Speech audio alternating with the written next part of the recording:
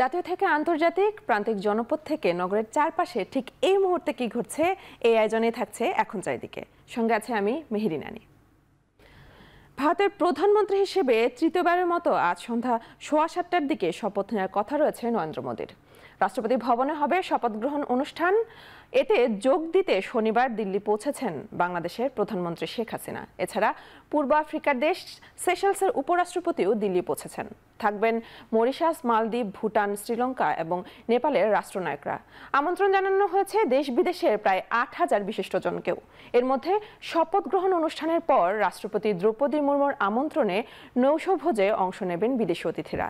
তাই শপথ গ্রহণ অনুষ্ঠানকে কেন্দ্র করে নিরাপত্তা ব্যবস্থা জোরদার করা হয়েছে দেশটিতে। রাষ্ট্রপতি ভবনের আশেপাশের এলাকাকে নো ফ্লাই জোনের আওতায় আনা হয়েছে। বিমান তো দূরের কথা, ফানুস বা ড্রোনও এই এলাকায় ওড়ানো বা চালানো যাবে না। শপথ গ্রহণ অনুষ্ঠানেই জানা যাবে প্রথম দফায় মোট কতজন পূর্ণমন্ত্রী ও কতজন প্রতিমন্ত্রী হচ্ছেন এবং কোন দলের কতজন মন্ত্রিসভায় স্থান পাচ্ছেন।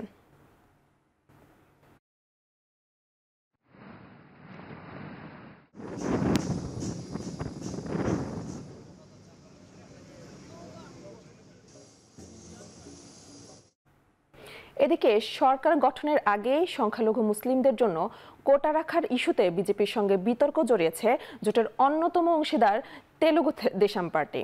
খোদ নরেন্দ্র মোদী সহ বিজেপির শীর্ষ অনেক নেতাই বিভিন্ন নির্বাচনী জনসভায় বারবার মুসলিম কোটা বাতিলের কথা বলেছেন। বিজেপি নেতৃত্বাধীন এনডিএ জোট সরকারে যোগ দেওয়ার পর তেলুগু দেশম পার্টি জানিয়েছে অন্ধ্রপ্রদেশে সংখ্যালঘু মুসলিমদের জন্য 4% কোটা বহাল থাকবে। দলের সাধারণ সম্পাদক ও চন্দ্রবাবু নাইডুর ছেলে নারা লোকেশ জানান, রাজ্যের সুবিধাবঞ্চিত সম্প্রদায়ের অধিকার রক্ষার আওতায় মুসলিমদের জন্য কোটা ব্যবস্থার পক্ষে তার দল। এক দশক পর সংখ্যাগরিষ্ঠতার অর্জনে ব্যর্থ হওয়ায় তেলুগু দেশম জনতা দল সহ বিভিন্ন দলের সাথে দর কষাকষি করেই পার্লামেন্টে যেতে হচ্ছে ক্ষমতাসীন বিজেপিকে। কিন্তু এর আগেই আলোচনার জোটের অভ্যন্তরীণ বিরোধ। এবারের লোকসভা নির্বাচনের প্রচারে নেমে বিজেপি প্রার্থীরা জোর গলায় বলেছিলেন যে ক্ষমতায় আসলে সংখ্যালঘু মুসলিমদের কোটা বাতিল করবেন। আচ্ছা,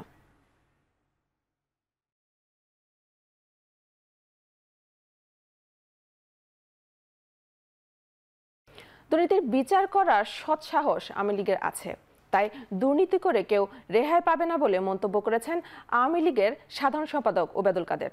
রাঘব বোয়ালদের লুটপাট বন্ধ করতে এই বাজেট বলে জানান ওবায়দুল কাদের। সকালে রাজধানীর বঙ্গবন্ধু এভিনিউয়ে আওয়ামী লীগের কেন্দ্রীয় কার্যালয়ে এক যৌথ সভায় তিনি কথা বলেন। এই বাজেটটা করা হয়েছে রাঘব বোয়ালদের লুটপাট বন্ধ করার জন্য, লুটপাটের জন্য। এই যে বিএনপি যে লুটপাটের রাজত্ব সৃষ্টি করেছে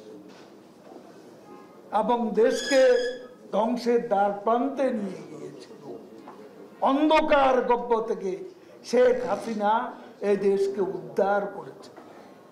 লুটপাট করার জন্য লুটপাট আমরা বন্ধ করেছি। দু একটা বিচ্ছিন্ন ঘটনা ঘটছে, তাদের বিচার করার সৎসাহস বিএনপির ছিল না, শেখ হাসিনার আছে। সেই সৎসাহস আমাদের আছে। এবারের বাজেটকে লুটপাটের বাজেট বলে মন্তব্য করেছেন বিএনপির মহাসচিব Mirza Fakhrul Islam Alamgir. University teachers association of Bangladesh ইউটাবের এক আলোচনা সভায় তিনি কথা বলেন। আওয়ামী লীগ কোন মুখে গণতন্ত্রের কথা বলে? গণতন্ত্রের কথা বলতে কোনো রাইট নেই। তারা সবসময় গণতন্ত্রকে ধ্বংস করেছে। গণতন্ত্রকে তারা সহ্য করতে পারে না, অন্য মতকে সহ্য করতে পারে না, পরমত সহ্য করতে পারে না। এইরকম একটা দল আমাদের জন্য, জাতির জন্য সবচেয়ে বড় সমস্যা। এই দল যদি ওদের চিন্তা ভাবনাগুলোকে না বদলাতে পারে, তাহলে আপনার এই দেশে গণতন্ত্র তো থাকবেই না, এই দলও থাকবে, দেশও থাকবে না। এদিকে বাজেট বাস্তবায়নে বেশি সময় ব্যয় না করতে অর্থমন্ত্রী ও মন্ত্রণালয়গুলোর প্রতি আহ্বান জানিয়েছে কয়েকজন সংসদ সদস্য। বাজেট অধিবেশনে জামালপুর 5-এর সংসদ সদস্য আবুল কালাম আজাদ বিশ্ববাজারে জ্বালানি ও আমদানি পণ্যের দাম বৃদ্ধি রিজার্ভ সংকটের কারণ বলে উল্লেখ করেন। এছাড়া ঝিনাইদহ 2 আসনের সংসদ সদস্য নাসের শাহরিয়ার জাহিদি ব্যাংক খাত থেকে ঘাটতি বাজেট পূরণে সেবা ও শিল্প খাতে বিনিয়োগ হ্রাস পাবে বলে উদ্বেগ প্রকাশ করেন। ইউরোপে তাদের গ্যাসের সরবরাহ কমিয়ে দিয়েছে গ্যাসপ্রম। ইউরোপিয়ান দেশগুলো খোলা বাজার থেকে গ্যাস কিনতে শুরু করলো। পাশাপাশি ওপেক তাদের উৎপাদনও কমিয়ে দিল যাতে করে অধিক মূল্যে তেল বিক্রি করা যায়। যেটি একসময় $70 থেকে $80 প্রতি ব্যারেলে ছিল, সেটা $160 পর্যন্ত উঠে গেছে। পাশাপাশি সারা পৃথিবীতে জিনিসের দাম বৃদ্ধি, এই যে 4 জিনিসের চক্র, রিজার্ভ, জ্বালানি মূল্য, ডলারের মূল্য এবং দ্রব্য মূল্য বৃদ্ধি, এ পর্যন্ত প্রায় 4,40,000 কোটি টাকা বেসরকারি ব্যাংকিং উৎস থেকে সরকারি ঋণের পরিমাণ দাঁড়িয়েছে। এই হারে যদি চলতে থাকে আগামী অর্থবছরে আমাদের এই সম্মিলিত এই ঋণটা ব্যাংকিং উৎস থেকে দাঁড়াবে প্রায় 6 লক্ষ কোটি টাকার ওপরে। এটা আমি মনে করি এদিকে আমাদের একটু সাবধান হওয়া দরকার। ব্যাংকিং উৎস থেকে যদি সরকার বেশি ঋণ নেয় তাহলে বেসরকারি খাতে ঋণের প্রবাহ হ্রাস পেয়ে যায়। বেসরকারি ক্ষেত্রে যদি ঋণের প্রবাহ হ্রাস পায় সেখানে বিনিয়োগ ব্যাহত হয়, সেখানে শিল্প এবং বাণিজ্যের অগ্রগতি ব্যাহত হয়। বিনিয়োগ বিঘ্নিত হলে, সেবা খাতের অগ্রগতি বিঘ্নিত হলে দেশের কর্মসংস্থান বিঘ্নিত হয়। আবাসন খাতকে গতিশীল করার জন্য সরকারের যে ধরনের নীতি সহায়তা দরকার ছিল বাজেটে তা দৃশ্যমান হয়নি বলে অভিযোগ করেছে real estate and housing association of Bangladesh REHAB. এ অবস্থায় আবাসন খাত থেকে রাজস্ব আদায়ের পদ্ধতি পরিবর্তনের দাবি জানিয়েছে সংগঠনটি। দুপুরে রাজধানীর সিডাব মিলনায়তনে এক সংবাদ সম্মেলনে রিহ্যাব সভাপতি ওয়াহিদুজ্জামান জানান, বর্তমানে ফ্ল্যাটের নিবন্ধন ব্যয় অনেক বেশি। এর সাথে কর্পোরেট ট্যাক্স যোগ করা হলে সব মিলিয়ে কর দিয়ে প্রায় 30%, যা 7% নামিয়ে আনার দাবি সংগঠনটির। এতে ক্রেতারা জমির সঠিক মূল্য দেখাতে উৎসাহিত হবে, যা শেষ পর্যন্ত কালো টাকা তৈরি হওয়া ঠেকাবে। নিবন্ধন ব্যয় কমানো হলে রাজস্ব আদায়ও বৃদ্ধি পাবে বলে মত দেন রিহ্যাব সভাপতি।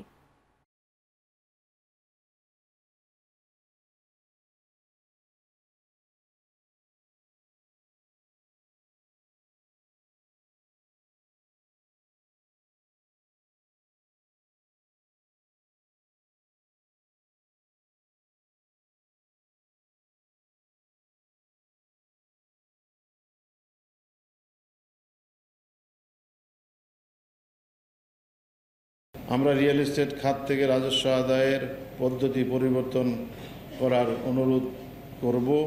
ভ্যাট বিভাগ প্রচলিত আইনকে পাশ কাটিয়ে নানাবিধভাবে ডেভেলপার প্রতিষ্ঠানের অজ্ঞাতে ব্যাংক থেকে তথ্য নিয়ে উক্ত প্রতিষ্ঠানের কাছ থেকে বিদ্যমান আইন না মেনে 5 বছরের বকেয়া ভ্যাট দাবি করছে। আবাসন খাত নানাবিধ সমস্যায় জর্জরিত। উপরন্তু ভ্যাট কর্তৃপক্ষের এমন কার্যক্রম আবাসন শিল্পের জন্য হুমকি হয়ে দাঁড়িয়েছে।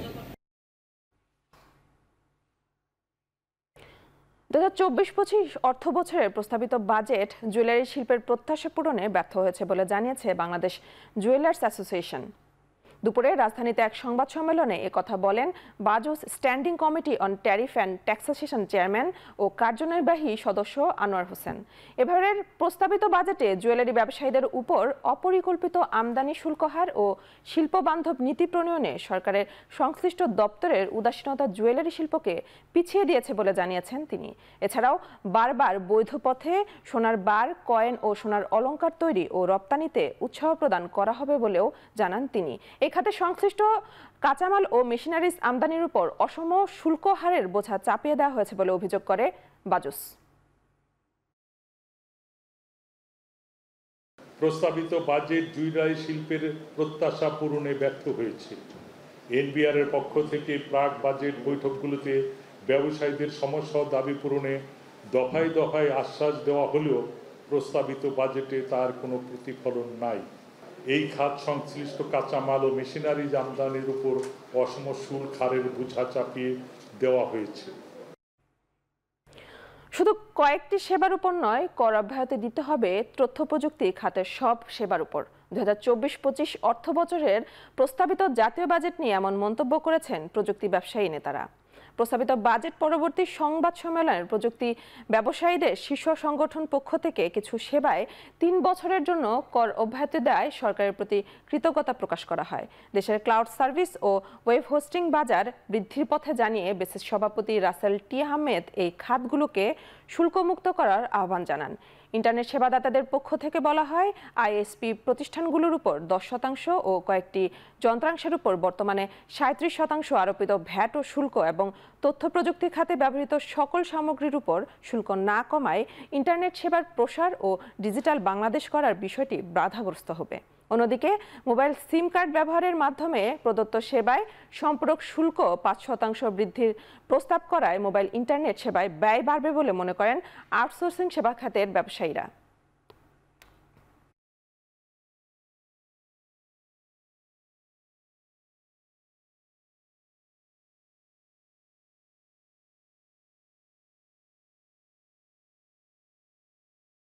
এখন কিন্তু আমাদের দেশীয় প্রতিষ্ঠানগুলো দেশে ডেটা সেন্টার স্থাপন করছেন এবং স্লোলি এটা গড়ে উঠছে। তো তার মানেটা হচ্ছে যদি এই বিদেশি মুদ্রাকে সেভ করতে হয় এবং বাংলাদেশের তথ্যকে যদি বাংলাদেশে রাখতে হয়, তাহলে লোকাল কোম্পানি, দেশীয় প্রতিষ্ঠান যারা ওয়েব হোস্টিং সার্ভিস দিচ্ছে তাদেরকে আসলে এক্সামশনের আওতায় রাখাটা জরুরি। এখন চারদিকে নিচ্ছে একটি বিরতি, ফিরছি একটু পরেই।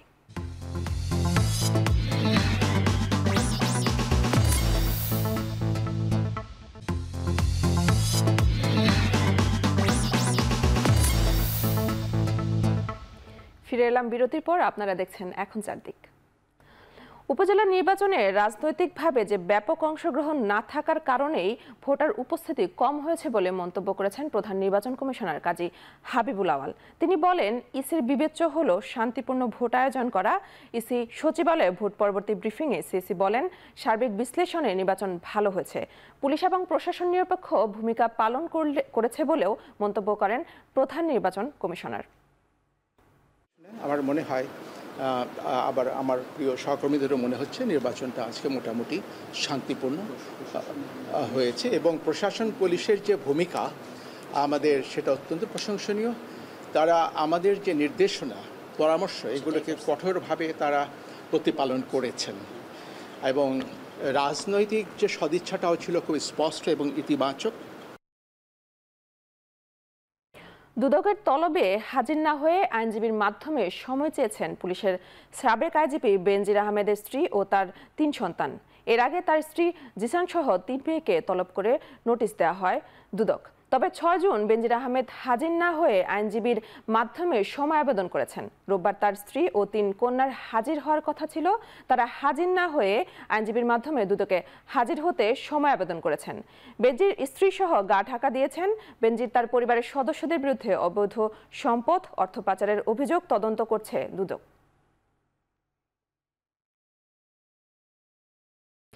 মেডিকেল যন্ত্রপাতি সেটাই কেনা হবে যা পরিচালনায় জনবল রয়েছে, বলেছেন স্বাস্থ্যমন্ত্রী ডক্টর সামন্তলাল সেন। দুপুরে সচিবালয়ের গণমাধ্যম কেন্দ্রে সচিবালয় রিপোর্টার্স ফোরামের সংলাপে মন্ত্রী এমনটা বলেন। এ সময় সাংবাদিকদের বিভিন্ন প্রশ্নের উত্তর দেন তিনি। মন্ত্রী পানিতে ডুবে শিশু মৃত্যুহার কমাতে সরকার ডে কেয়ার ব্যবস্থা চালুর পরিকল্পনার কথা জানান। এছাড়া বিভিন্ন সময়ে কর্মস্থলে চিকিৎসক অনুপস্থিত নিয়ে তিনি বলেন, কোন ডাক্তার দায়িত্বে অবহেলা করলে তাকে অবশ্যই শাস্তির আওতায় আসতে হবে। যন্ত্রপাতি কেনার ব্যাপারে আমার একটা প্রিন্সিপাল, আমরা যেটা ঠিক করেছি, আমি যন্ত্রপাতি সেগুলোই কিনবো যেগুলা চালানোর মতো লোক আছে, রেডিওগ্রাফার আছে। আমাকে একজন প্রশ্ন করলো কোন জায়গায় ডিজিটাল এক্সরে মেশিন গেছে কিন্তু চালানোর কোনো লোক নাই। এই ধরনের পদক্ষেপ আমি নিব না। আমি যদি দরকার হয় আমি আগে দেখব যে ওই যেখানে কেনার আমার কাছে ডিমান্ড আসবে ওই হাসপাতালে ওই যন্ত্র চালানোর মতো কোনো লোক আছে কিনা। যদি থাকে তাহলে আমি কিনবো, নাহলে আমি কিনবো না। চট্টগ্রামের বেসরকারি হাসপাতাল থেকে চুরি যাওয়া 2 যমজ নবজাতককে উদ্ধার করেছে পিবিআই। চুরির ঘটনায় প্রায় 5 মাস পর 8 জুন চট্টগ্রামের বায়েজিদ ও রাঙ্গুনিয়া থেকে তাদের উদ্ধার করা হয়। পিবিআইয়ের পক্ষ থেকে জানানো হয়, গেল জানুয়ারিতে একটি বেসরকারি হাসপাতালে যমজ সন্তান জন্ম দেন মুন্নি আক্তার। পরে তার স্বামীর সহায়তায় 3 নারী 2 নবজাতককে পাঁচলাইশ থানার পলি হাসপাতাল থেকে চুরি করে।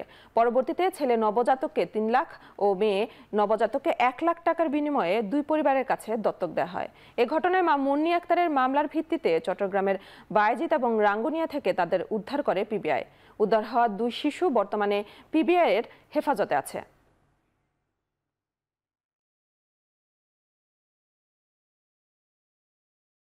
মানব পাচারের মামলা করলে পরে সাধারণত এটা সিআর মামলা, যদিও তারপর আমরা কিন্তু খুবই সিরিয়াসলি মামলাটা নিয়ে আমরা চলে আসলাম পাচার থেকে শুধু একটা বাচ্চা কেনা বেচা হয় এই চক্রে চলে আসলাম। এই চক্রে এসে দেখতেছি যে আমাদের যে বাদিনী মুন্নি আক্তার, সে নিজেই হলো নিজের বাচ্চাকে তার হাজব্যান্ডের সাথে ফুল কনসেন্ট নিয়েই রাশেদা আক্তার নামে একজন মধ্যস্থতাকারী আছেন, যে হলো আপনার ছিন্নমূল্যে থাকে, সেই মধ্যস্থতাকারী সাহায্যে সে তার বাচ্চাগুলোকে মানে ডেলিভারিটলি বিক্রি করে দিয়েছে 3 লক্ষ টাকার বিনিময়ে। এখন চারদিকে নিচ্ছি আরেকটি বিরতি, ফিরছি একটু পরেই।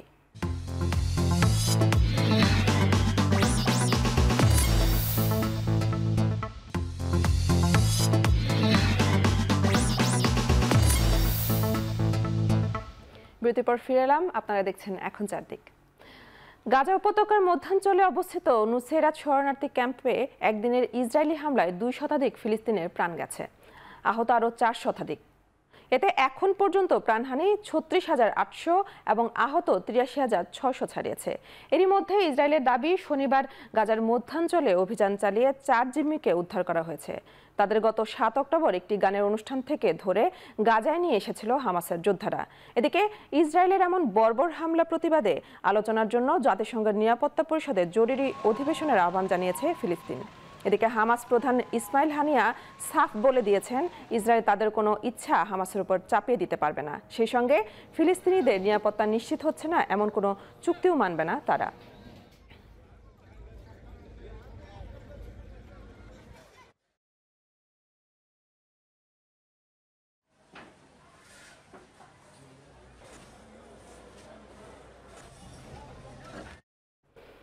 আবারও দক্ষিণ কোরিয়ায় আবর্জনা ভর্তি বেলুন পাঠিয়েছে উত্তর কোরিয়া। গেল মে মাস থেকে শুরু করে এ নিয়ে 3য় দফায় লিফলেট বোঝায় কয়েকশো বেলুন পাঠালো পিয়ংইয়ং। এর আগে দক্ষিণ কোরিয়ায় সমাজকর্মীদের একটি অংশ প্রোপাগান্ডা ছড়াতে একই পদ্ধতি ব্যবহার করেছে বলে জানিয়েছে দেশটির সেনাবাহিনী।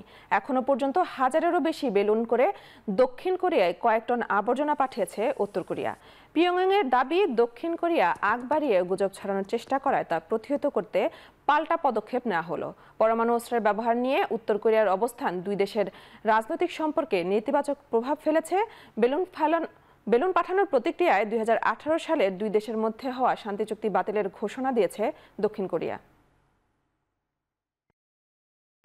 শেষ করছে এখন চারদিক। এখন টেলিভিশন ওয়েবসাইটে দেখতে ভিজিট করুন www.ekhon.tv। এখন টেলিভিশন ফেসবুকে দেখতে ভিজিট করুন facebook.com/tv.ekhon এবং ইউটিউবে দেখতে ভিজিট করুন youtube.com/c/ekhon tv।